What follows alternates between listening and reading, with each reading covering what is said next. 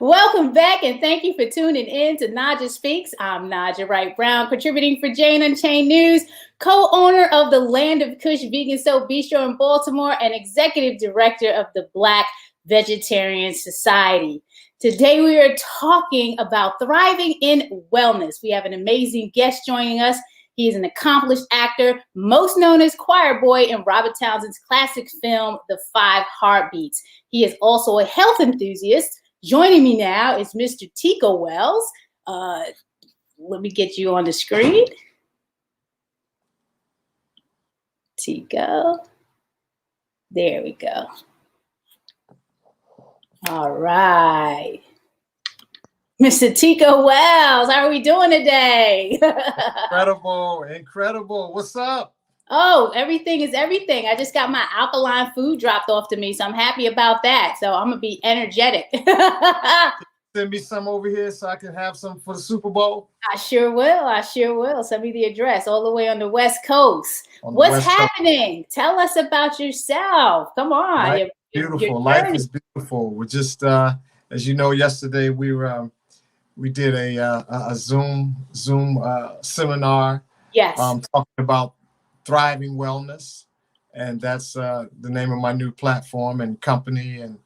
And right now I'm gearing up to make myself more available to be used as for good, to support people in upgrading their health and their whole consciousness about health.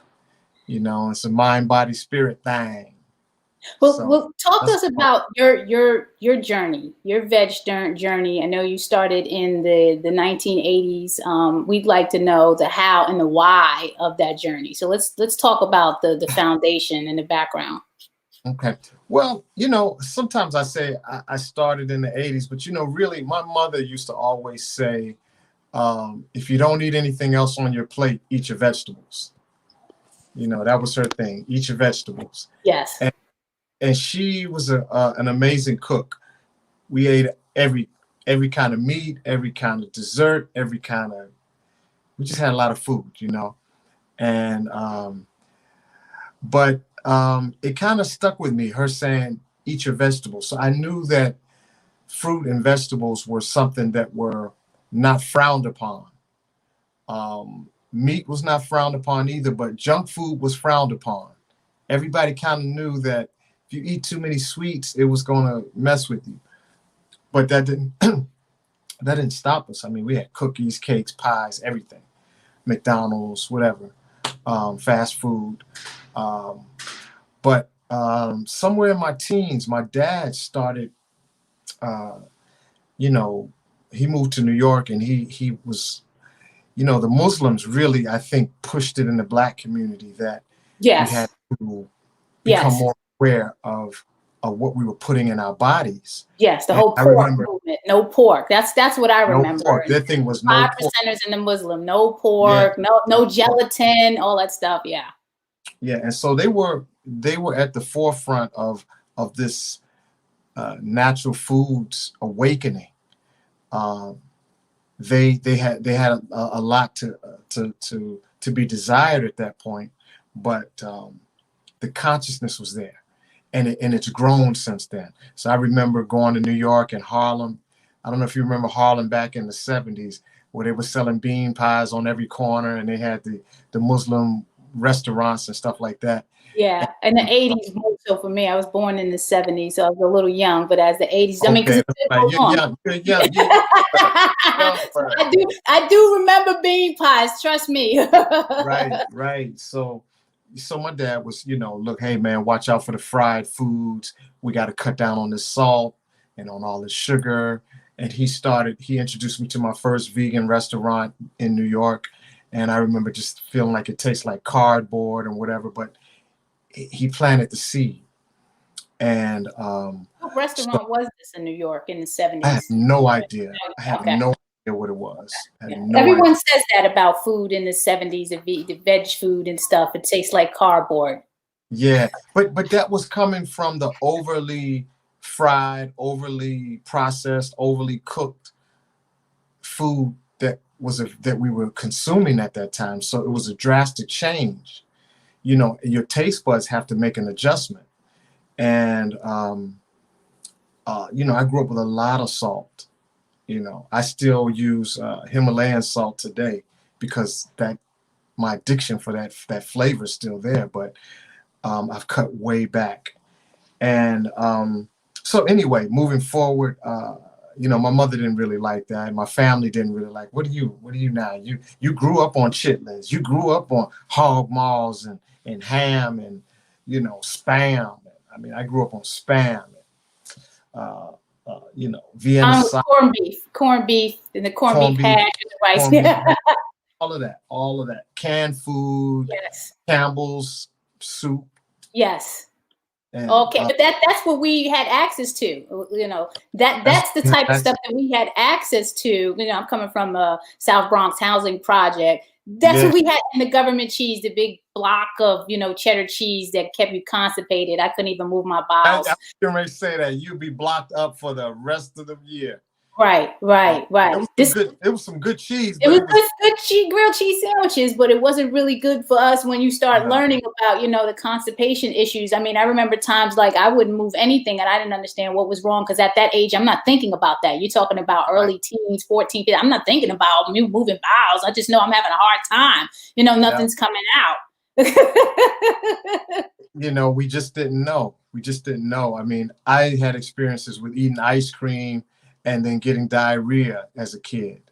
You know, I used to get a lot of headaches as a kid. And every winter I would get a tremendous cold or flu or whatever you want to call it. And just sore throat, you know, runny eyes, runny nose, achy. A lot of inflammation. All the stuff that they, you know, call COVID-19. You know, I was growing up. Nothing has changed. Right. But when I moved to New York in '81 to go to school, and I met a lady on the subway, and she turned me on to a company called Shackley, and I used to sell Shackley products. They were nutritional products and cleaning products. They would say that this is made out of organic food. Right. I never knew the word organic except that it meant it came from the ground. But they were saying, no pesticides. That was the new meaning of organic. So I started a business and selling nutritional products at, 20 years old. And from there, my brother Joe was taking me to Dr. Moore's herbal classes in Harlem, 125th Street and Fifth Avenue. And we used to study herbs every Friday night. And then one thing led to another. I met a guy named Artie Sheppard. Artie was very versed in healing, and he helped cure people of so many different things. He was a contemporary of Sebi, Dr. Sebi. I heard about Dr. Sebi, but they weren't quite on the same page. So it was like you were in Sebi's camp or you were in Artie's camp. And I think it's still like that today. I mean, I had the opportunity to meet Dr. Sebi in Harlem. Actually, my mom was at a conference there. It was on the west side. I don't know if it was 7th or 8th Avenue, but that was the first time. And again, I was at that age, like, I didn't know, I didn't care what was going on, but my mother knew about Dr. Sebi, and that's how I met him. And that was the first time and the last time I ever seen him. So yeah, it was a big thing then. And it's a big thing now. What's interesting to me is like Black vegetarians and Black vegans have always existed through whether it's the Seventh-day Adventists, whether it was the Black Israel, Hebrew Israelites, whether it was the Muslim, it's always been this movement. But now today with this whole vegan, and you mentioned in your interview with Chef Babette in July, that you had faced some conflict with using the term vegetarian. And I wanted to talk about that. But before we talk about that, I wanted to talk about, the same thing that happened with Land of Kush. Because when we opened, we were 100% vegan as the term that's being used. But pure vegetarian was and still is a thing. There are vegetarians that don't consume eggs and dairy and all that stuff, because to this day, I still don't know why that's in the definition of vegetarian when they're not even vegetables. But anyway, talk about that, conflict and stuff that you were having. Well, when in 1984 I stopped eating meat, and I began my journey to figure out what my diet was going to be, and I would use the word vegetarian. Not many people were using the word vegan at that time, but somewhere along the line, somebody who was doing dairy and fish and chicken were claiming themselves as vegetarians. So But all how is that? Like how like that vegetarian, how is a fish a vegetable? right. But we live in a land of concepts and phrases. So Exactly. I hate them. I hate it's, labels. I don't it's like them all at labels. all. It's all labels. And whoever's controlling the media or the narrative, that's what blows up, So Rasta told me people would because always ask me, do you eat fish and chicken? Do you do dairy? I'm like, no, I'm a vegetarian.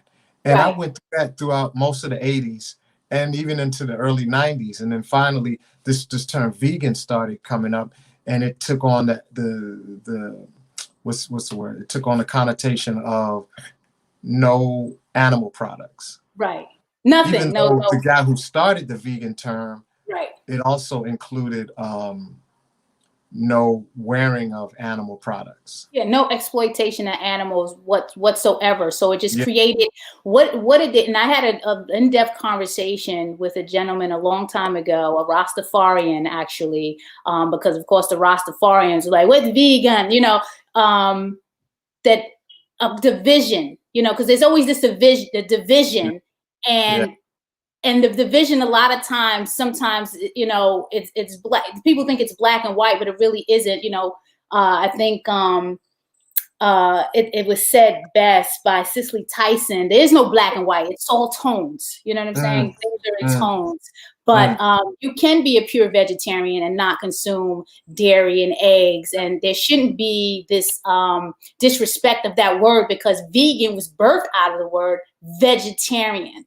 You know what I'm saying? So respect that, because it's still a movement in reducing the consumption of animal products. So I hate when people disrespect that word, because that was where the word vegan was birthed. And that's my thought about that. Yeah, I just after a while, I just gave in and started saying, I ain't okay, giving it. I'll be a vegan. Okay, I'll be a vegan now. But I'm not vegan. It was vegan, so vegetarian, vegan. I'm not giving in, because somebody need to explain to me how it's eggs and dairy and vegetables. So when you talked about that in that interview, I was like, you see, all of these labels cause division, and it needs to stop it, because we're all out here promoting a cause. The movement is to reduce the consumption of animal products and byproducts. You know what I'm saying? It's just people try to make their own definitions of everything. Chicken has nothing to do with vegetarian. Fish has nothing to do with vegetarian. So why are you saying you're vegetarian? So just stop it. Well, Naijha, I'm learning to develop more compassion in my life for humans, because our school system doesn't teach us to think for ourselves. Right. It teaches us to follow the crowd. It teaches us to regurgitate information that someone else came up with, right, whether it's true or not. So most people are not in the habit of thinking for themselves. So even with wearing masks and stuff, most people are not thinking, this is disrupting the flow of air. We're supposed to intake air and release it. And this is a distraction. And so someone sold the concept that this was protecting them from something. And because we were not taught to think for ourselves, we carry other people's realities without thinking many times. And we have to be gentle with each other, because people just don't have that capacity as a habit to actually do thinking. And for many people, thinking is painful. I don't know if you've ever heard somebody say, "Oh man, that's just too much thinking for me. That's just too much a lot for of my people brain." it's called mental laziness. You don't want to think for Yeah, yourself. and it starts in school. It starts in the home. we're not encouraged to dream. We're not encouraged to daydream. And that's why people who are highly successful or highly creative, people look at them as weird or call them geniuses or something, because somewhere along the line they were able to dream and to think. Because people want uniformity. They want everybody to be the same, act the same, and that's not healthy.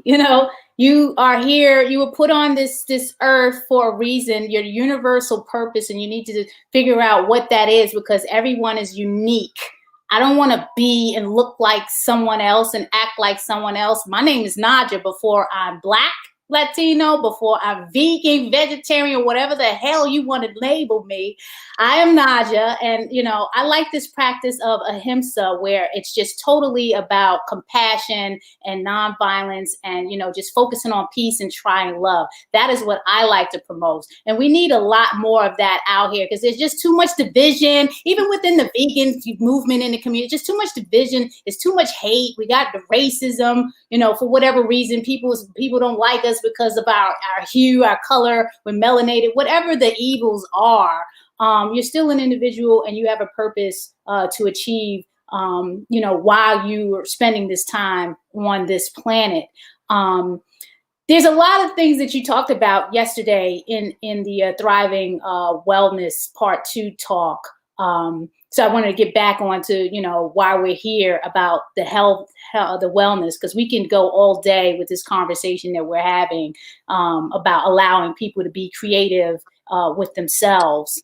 But you talked about, I want to know what's happening with Thriving with Wellness. How are your talks helping? How do you feel they're helping others? And you mentioned things like not taking supplements. I wanted to talk about that, because being in this lifestyle, a lot of times we're lacking, whether it's B12, whatever it is. How do we address that? Well, I grew up on things like one-a-day vitamins and Shift multivitamins and things like that. And I thought, like many people, that was doing something positive for my system. And as I progressed, one of my teachers challenged me by saying, "What tree did that vitamin grow on?" I was interested, because I take some supplements myself, so I was like, oh my God, I got to get him on the show with this. I mean, what garden did that vitamin pill come out of? It's God bless all big pharma, because they're trying to make their money, and I'm learning to be compassionate towards them. They were taught that it's okay to try to recreate man as a synthetic clone, as opposed to the simplicity of what was already on the planet to consume. Plants. And air. And air. Okay. There's a lot of energy in air. And unfortunately, so going back to the supplement thing, is really a telltale sign on the fact that we've abused Mother Nature. So if they're saying that there's not enough nutrients in an apple, why is that? Maybe the soil has been abused. Maybe it hasn't been allowed to lay fallow for long enough.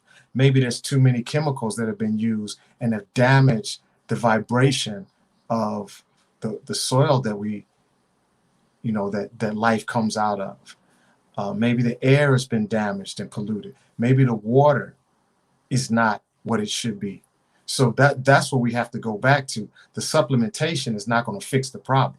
The problem is that we, as a modern society, have not learned what the ancient people did, which was live in harmony with Mother Nature.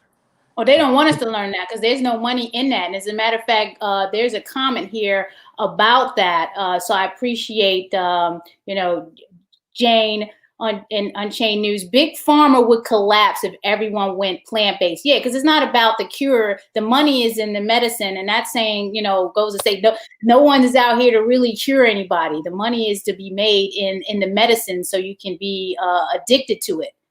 And thank you for that, Oscar Wilde. Yes, you got to be yourself. Everyone else is already taken. And yes, I will continue to have a unique voice because, you know, I'm supposed to be a unique person like everyone else.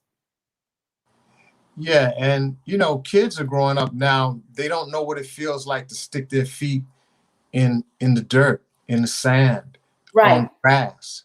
When I right. was a kid growing up in DC and Maryland, you know, kids were outside playing, running around, getting the fresh sunshine, getting the Yes, fresh air, yes, breathing. yes. Now you go outside, you don't see kids. Um, and this was, you know, I grew up in DC in a time in the 60s when um, you know, Southeast Washington was you could leave your kids outside to play Right. and come back and everything would be fine. I remember My that growing mother, up. my I mother remember used to that growing up. whistle Yes, for yes, me to come inside. But you yes, know, the kids in the neighborhood, we were all over the place. yes, And yes, it gave us a certain amount of uh, courage to go exploring and a certain amount of courage to just live and be free. And we would catch bees and lightning bugs and things in jars and you know find turtles and frogs and stuff like that. So we were more connected to the earth. yes. And you Well, know, so what? this go back to nature movement Yes. is Well, what? really Yes, yes. trying to It's preserve it's something. important. It's important because the parents also, you know, have to play or be engaged with what their children are doing as well. I know me growing up, living in a housing project, you're just surrounded by concrete. However, we had the elders that created a garden in front of the building. So, you know, there was, Mm, you know, they were growing cabbage and things like that. Now, again, I'm young, so you're taking advantage of this stuff, but you know it's there. You remember. And my mother didn't keep me in the city in the summer. She would send me to, you know, 2 months camp out in the Berkshires of Massachusetts, where the family I stayed with was into gardening. They were into sustainability and solar panels and shopping at, you know, whole food stores, you know, natural food stores and cooking from the garden and, you know, that type of stuff. So I used to cry coming back home because after dealing with all of that freshness in the grass and running on the ground with bare feet and coming back to the city, I'm like, I don't want to be here. So it's the exposure. And we talked about that yesterday. We're in environments that we have to negotiate because your experience and your upbringing is going to be centered around that environment and that circle of influence that you're growing up in. So these decisions that we're making about health or whether we're going to go vegan or vegetarian, whatever we're going to do is really going to be is impacted by the circle of influence that we're in and the environment that we surround ourselves with. yeah, and the who controls the narrative and who controls the narrative, particularly on your reality. So, for instance, as an actor, people expect certain things from us as artists. You're supposed to live like this, or don't you do this? Don't you do this? They forget that we're just people, and what we happen to do is a creative art. But because of what they see on Entertainment Tonight and whatever, they think all actors or all entertainers live the same lifestyle or have the same goals and same needs, and it's just not true of any demographic. People are How different. What challenges have you been facing navigating through the pandemic, and how are you overcoming them? I think the biggest challenge is to not look down on people who are fearful, because I realize I have alternative information and I seek uh, holistic information. I seek uh, what I call alternative information, that some people might call conspiracy theory. I always like to know what's going on behind the the, the narrative that's being put out there. Like I had heard of Anthony Fauci years ago when came to the AIDS epidemic. I knew about him, and uh, unfortunately, or fortunately, however you look at it, um, I'm not a fan of the direction that he's helped the world go in with all this fear and panic. And because I'm a person who studies healing, I see the simplicity in it. It's not complicated, whereas most people are more allopathic based and they're looking for this synthetic cure, which that community has been plain and open to tell you we're not in the cure business, even though we tell you we're looking for a cure. That's not the business we're actually in. Right. So that's some heavy psychology right there. When you tell a person, I can't cure you, but come to me anyway. Whereas in what I found in the natural holistic field, it was build up your body, cleanse your body, build up your clean. When you clean and build up your immune system, Mother Nature knows what to do to heal. The body can heal itself. I mean, and it's definitely a controversial conversation again, that creating that division again, because people are going to have their one-sided view about what they feel everyone should be doing during this pandemic and how everyone should be reacting. But again, you mentioned fear, and I don't like to live in fear. You know what I'm saying? I'm not going to be fair. Yet we have an issue going on, and the issue is this zoonotic disease out here that's caused by people consuming animal products and all this animal agriculture that's going on, that's polluting the waters, polluting the environment, and people will still go out and selfishly continue to consume meat, not realizing that this isn't, and we've always had pandemics. There's a pandemic ain't new. We've always had pandemics, but it's evolving to the point where, when is it going to stop and how do we solve for this problem? Well, I would say we were always told we had pandemics. Pandemic cannot exist unless an authoritative figure convinces a large number of people to move in a certain direction. So there's no really anything, there's no thing that's a pandemic.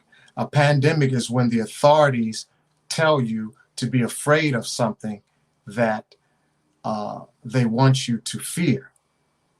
And once that happens, then they start saying that all these deaths are happening because of this monster that they told you about. So unless the authorities declare a pandemic, there is no pandemic. It's only by declaration.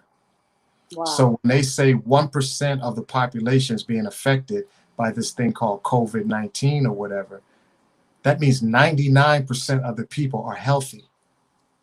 But in a pandemic, what you do is you psych the people into believing that everybody is now contagious. So whether they are or not, your mind takes that information in and you start looking around and you're suspect of everybody.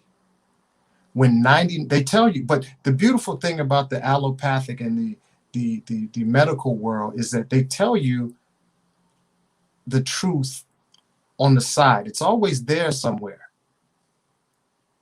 The guy who came up with the HIV concept, Luc Montagnier over in France, has come out and said, listen, if your body's healthy, HIV won't do anything to you. But that narrative wasn't portrayed by Fauci. Fauci and Robert Gallo took the fear of HIV and they created a business out of it. And I understand their need for money. You think about if all those billions of dollars that were spent on quote unquote research were used to take care of our environment, we'd have a powerful, very healthy society. Yes. But, yes. So how has the pandemic impacted your ability to get your thriving wellness message across?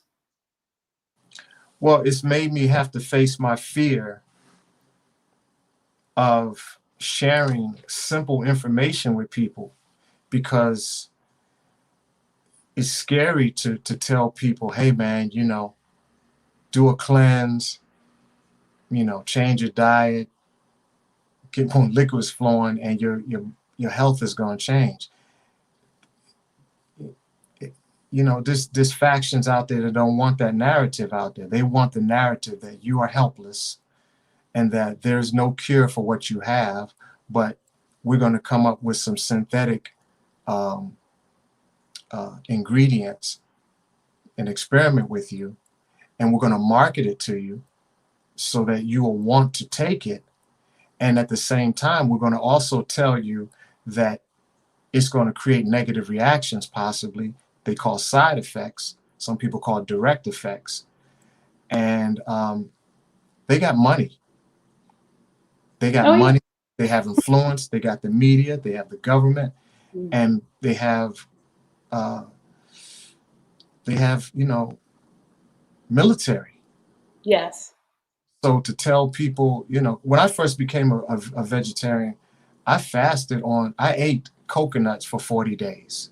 Yeah, I was amazed by that. And I love coconuts. I'm not sure if I love them that much though. Like, so what was that experience? Some days I didn't even want to see, I didn't eat anything. But I survived for 40 days on coconuts, and I had some herbal teas as well. But I would crack the coconuts open, drink the juice, cut out that meat. And it was those brown coconuts. So the insides are really, it's that hard coconut, that tough. It's not the jelly coconut. Right. And it things that came out of my body resembled, giant footballs, So, a lot of waste. Yeah. So when people realize that health is not complicated, and it's not really expensive, people think it's so expensive. It's not that expensive. It's just gaining knowledge of going back to the Garden of Eden. Even in the Bible, it talks about the herbs shall be man's medicine. Eat the fruit of the trees. And I say fruit even more so than vegetables. Fruit, our industries have cooked fruits and doctored them up and added sugar to them to really make you addicted to it. But if you eat a ripe apple, it's one of the most refreshing things in the world. Yeah, my taste for watermelon changed. Yeah, ripe banana, yes, ripe kiwi, any type of ripe fruit. Yes, you don't need salt or sugar on it. You don't need anything. You appreciate it better when you start changing your way of eating. I noticed that immediately when I started eliminating things from my diet, especially, the eggs and the dairy, because that's how it all started, this high cholesterol, which comes from eggs and dairy, folks. All that high cholesterol, cake, ice cream, eggs and dairy, inflammatory foods. So having all of this information, what is your perspective on what's going on with the movement today, in particular with Blacks and Latinos? In terms of how are we doing? Veganism? Mm-hmm. I don't so much look at it from an ethnic point of view. Okay. I look at it more from a conscious point of view. Okay. There's people who are waking up and being exposed to the simplicity and the beauty of life and to this planet that we live on. You go from coast to coast and you will find beauty in Mother Nature. And right here in California, we have mountains, we got snow, we got ocean, we got hills, valleys. And if you drive across America, you will see so many different landscapes and the red rocks of Arizona and Nevada and New Mexico and the Great Plains of Texas and the Rocky Mountains and the East Coast, Maryland. You get these 4 beautiful different seasons. You realize how much damage human beings have done, mostly in the name of money and control. Yeah, it's always about the money. You just can't have enough of it. Folks are just so greedy, it's enough for everyone, and everyone's really selfish and hoarding all of this. What advice would you give to new people wanting to adopt this philosophy of wellness and this lifestyle? To learn to investigate, learn to study, learn to ask questions, learn to research.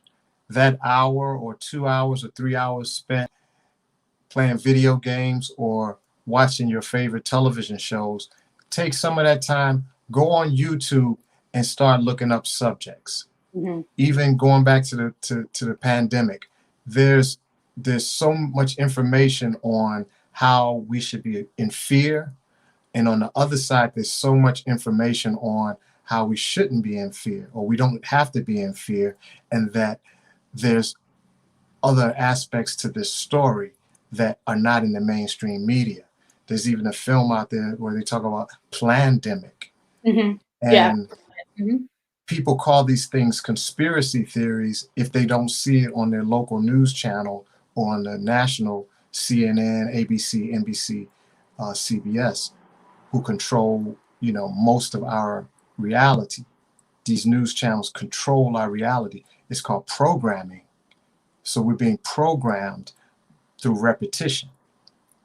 So the beautiful thing about YouTube and the internet is that you can step out of the matrix for a minute and realize that there's a bastion of information that was not taught to you in the status quo programming.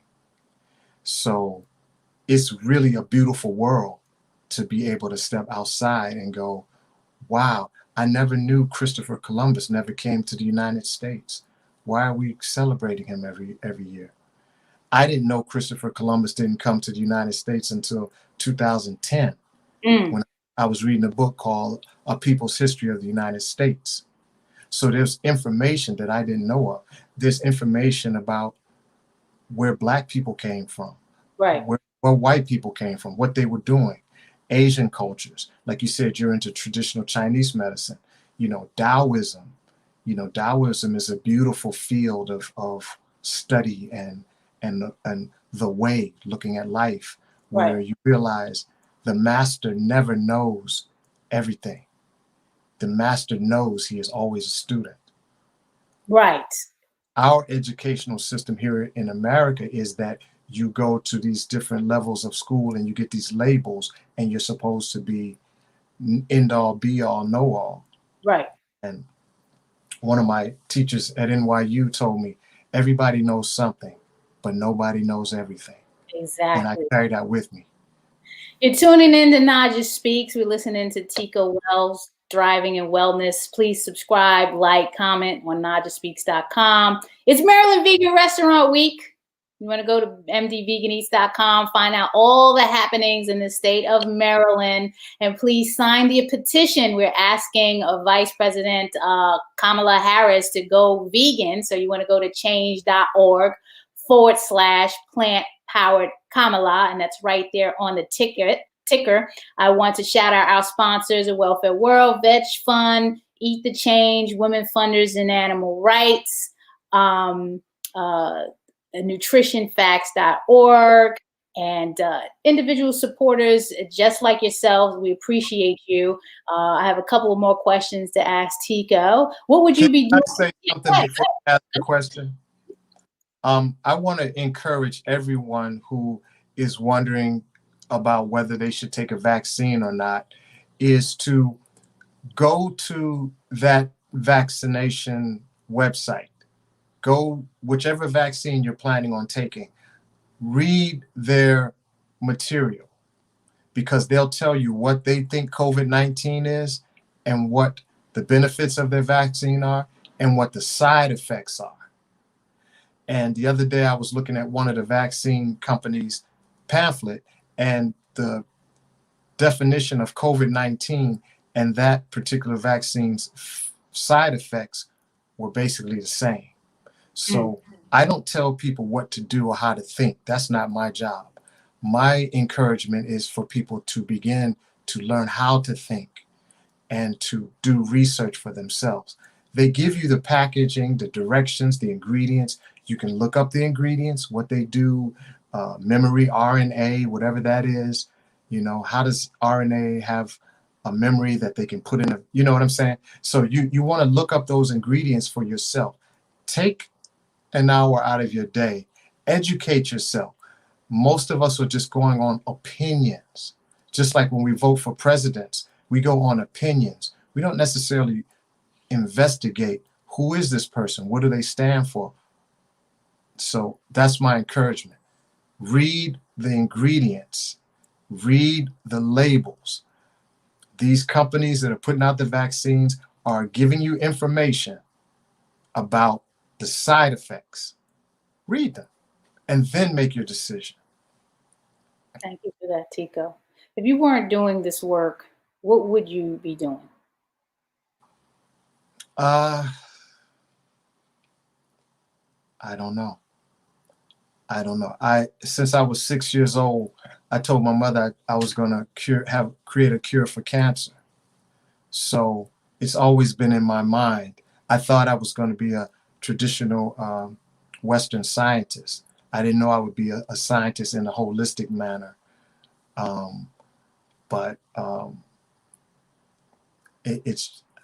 don't know. I don't know if there's a thing called destiny or purpose or karma, or I'm just on my journey, and it's always been like this. I've always been interested in the arts, sports, and feeling good, exercising.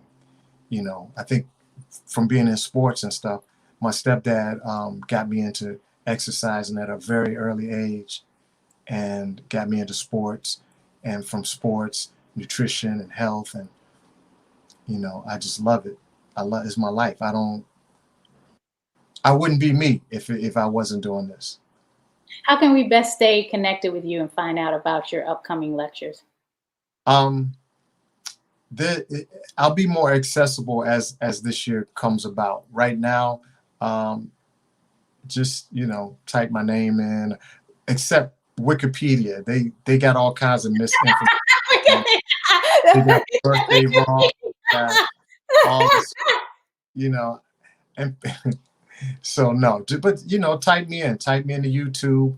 I just revamped my YouTube channel, which is called Make Peace and the letter U.